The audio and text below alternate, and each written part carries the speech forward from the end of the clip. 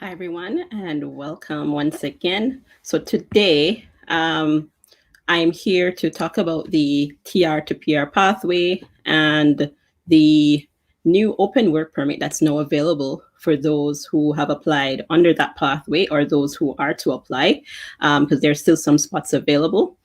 Just some background, and as you join me, say hi as per usual and let me know where you're joining me from.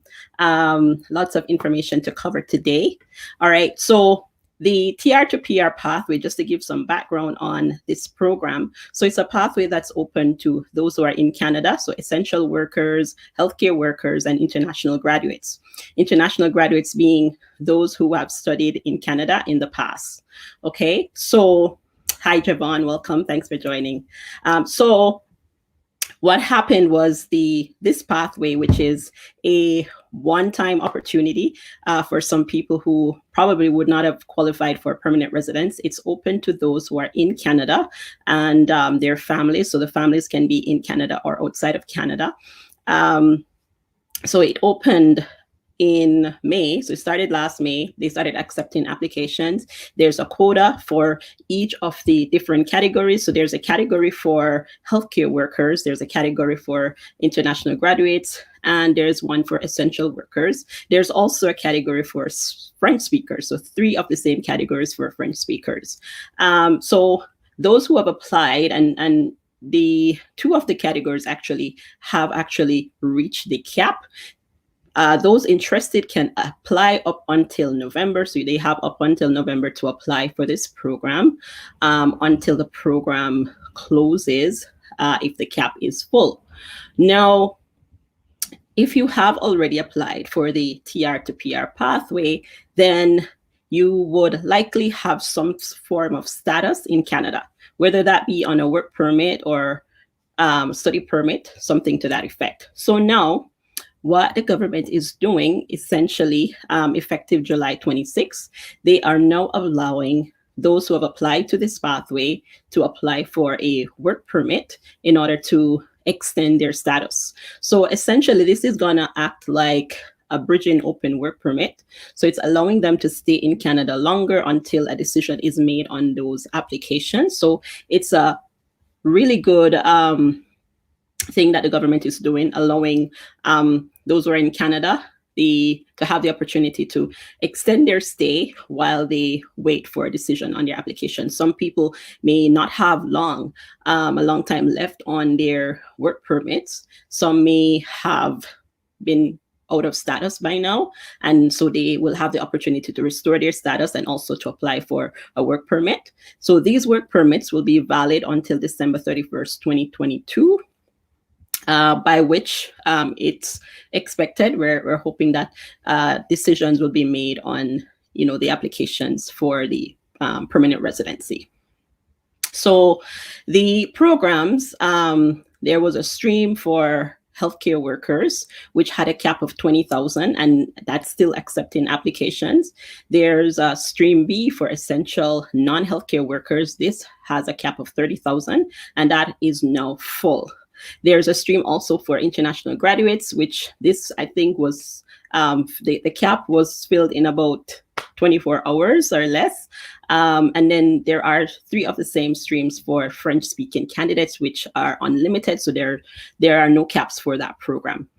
And as I mentioned, the programs are scheduled to close on November 5th, unless the cap fills up prior to that. So for those who are eligible to apply for the open work permit, they can apply up to 4 months before their current temporary resident status expires. So what that means is if you are in Canada, you have a work permit and your work permit is to expire within 4 months, then you can apply. If you have a longer time on your work permit, then you will have to wait until you're at that 4-month mark, 4 months prior to, at least 4 months prior to the expiration of your immigration document before you can apply. And just the same if you are on maintained status. Maintained status is the same as what we used to call implied status. So If that is you, then you can still also apply.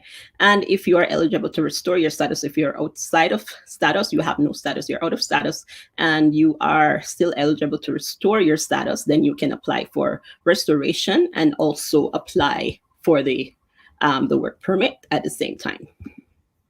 Okay, and the application for the work permit is online. So this is where you'll be applying and pay the fees and so on. There are some exceptions to those who may not have access to a computer or the internet for whatever reason. There are some exceptions for you as well. So you can still apply, gather your documents, and submit your application. One thing to note is that your employer must have a history of compliance. So wherever you'll be working, they must not be on the ineligible list of employers. So that's one thing that you will have to note for this application. And if you are joining me from the replay, definitely #replay. Let me know that you're joining me so I can reply to your comments. And if you have questions, definitely post them below this video and I will be answering as well as we go along. And and if you know anyone who is in Canada, please tag them, please share this video so that they can benefit from this, especially if they are out of status or about to become out of status and they're looking for option. Then this is a great way to maintain their status and also to apply for permanent residency, especially in the current conditions that are existing. A lot of people have been losing their jobs. A lot of people's work permits, study permits have been expired without any option. So this is definitely a ray of sunshine for a lot of people. I hope some persons would not have qualified under any other program.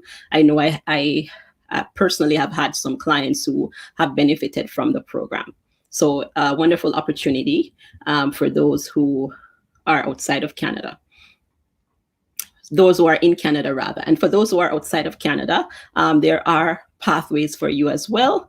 If you're interested in looking at options for yourself, send us an email, info@mccanadaimmigration.com, or go on our website and schedule a consultation where we can provide you with personalized assistance. And so that's what I wanted to touch on today, guys. Thank you for joining and have a great rest of your week. And I'll join you again next week. We'll be talking about some other topic that is relevant to Canadian immigration. So I'll catch you guys next week.